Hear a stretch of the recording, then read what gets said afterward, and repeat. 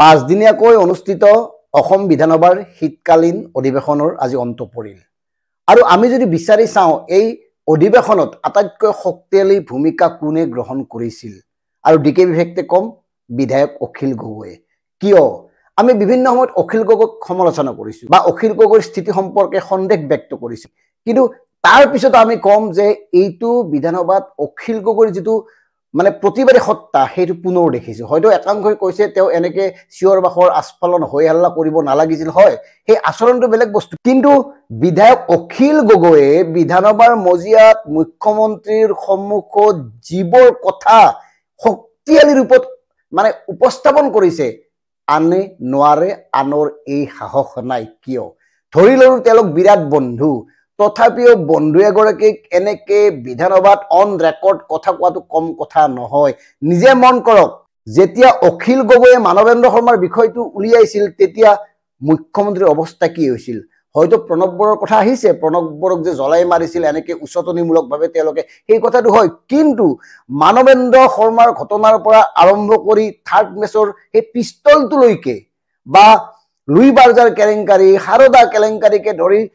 এই যে হিমন্ত বিশ্ব শৰ্মা ডাঙৰীয়াক পুলিচেও নিৰ্যাতন চলাইছিল বিধানসভাত এনেকৈ ক'ব পৰা দ্বিতীয়জন মানুহ আৰু কোনোবা আছেনে আপোনালোকৰ দৃষ্টিত গতিকে মুখ্যমন্ত্ৰী এগৰাকীক এনেকে কথা ক'ব পৰা এটা দম থাকিব লাগে আৰু সেই দমটো অখিল গগৈৰ আছে আৰু এটা কথা জানো অখিল গগৈ ডাঙৰীয়াই কাগজে কলমে কথা কয় এনেই নকয় হয়তো তেওঁ কথা কোৱাৰ যেটো ষ্টাইল সেইটো অকমান বেলেগ সেইটো গ্ৰহণযোগ্য নহব পাৰে কিন্তু তেওঁ সঁচা কথাবোৰ কয় আৰু যেতিয়া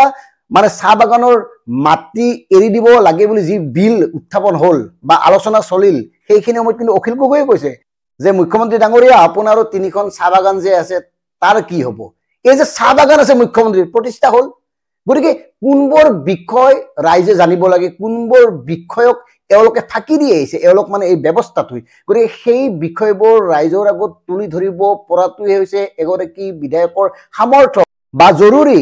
আনহাতে মুখ্যমন্ত্ৰী ডাঙৰীয়া আৰু অখিল গগৈৰ বিভিন্ন সময়ত বিতৰ্ক হৈছে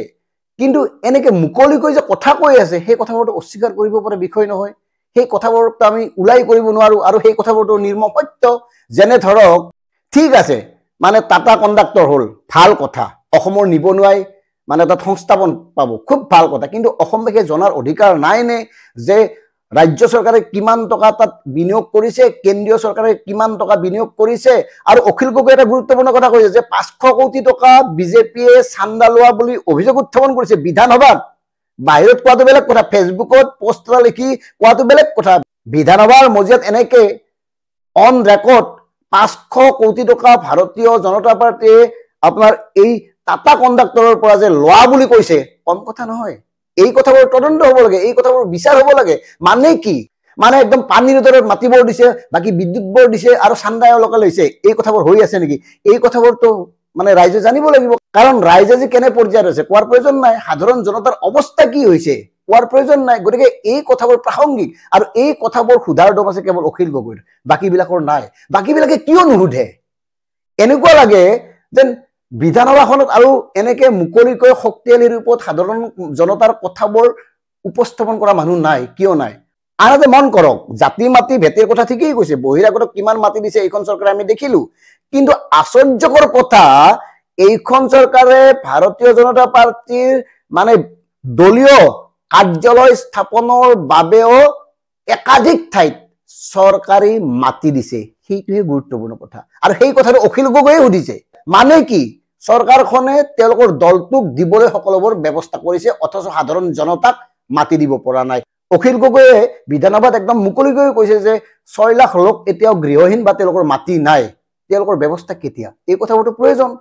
গুৰুত্বপূৰ্ণ এই কথাবোৰটো আপোনালোকে উলাই কৰিব নোৱাৰে মই বাৰে বাৰে কৈছো অখিল গগৈক উলাই কৰিলেও এই কথাবোৰ আপোনালোকে উলাই কৰিব নোৱাৰে আৰু সেই কাৰণে কৈছো অখিল গগৈক আমি বিভিন্ন সময়ত তীৰ্য সমালোচনা কৰিলেও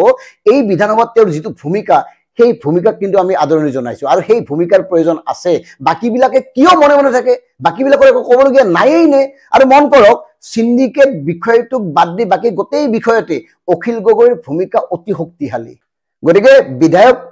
অখিল গগৈক লৈ যিবোৰ সন্দেহ আছে সেইবোৰ তেওঁ আঁতৰ কৰিব লাগিব বা তেওঁৰ স্থিতি সম্পৰ্কে তেওঁ নিজেই বিশ্লেষণ কৰি সেইবোৰ ঠিক কৰিব লাগিব কিন্তু অসম বিধানসভাত অখিল গগৈৰ দৰে বিধায়কৰ প্ৰয়োজন আছে গতিকে অখিল গগৈ যিধৰণে কথাবোৰ সোধে বিতৰ্ক হলেও কিন্তু নিৰ্মম সত্যবোৰ ওলাই আহে কি পৰ্যায়ৰ আলোচনা হৈছে ভাবক মুখ্যমন্ত্ৰী এগৰাকী কেনেকৈ প্ৰত্যাহ্বান জনাব পাৰে মানে কি পৰ্যায়ত হৈ গ'ল গতিকে মুখ্যমন্ত্ৰী আৰু অখিল গগৈৰ ঘনিষ্ঠতা সম্পৰ্কে আমি প্ৰায়ে মাজে মধ্যে বিভিন্ন ধৰণৰ আলোচনা কৰোঁ যদিও এগৰাকী বন্ধুক এনেকৈ অসম বিধানসভাত অন ৰেকৰ্ড ক'বলৈ দম থাকিব লাগিব আৰু সেই দমটো অখিল গগৈৰ আছে আৰু সেই কাৰণে ভাল পাইছোঁ আৰু তেওঁৰ যে প্ৰতিবাদী সত্তা এটা আছে সেই কথাটো আমি অস্বীকাৰ কৰিব নোৱাৰোঁ ধন্যবাদ জয় আই অসম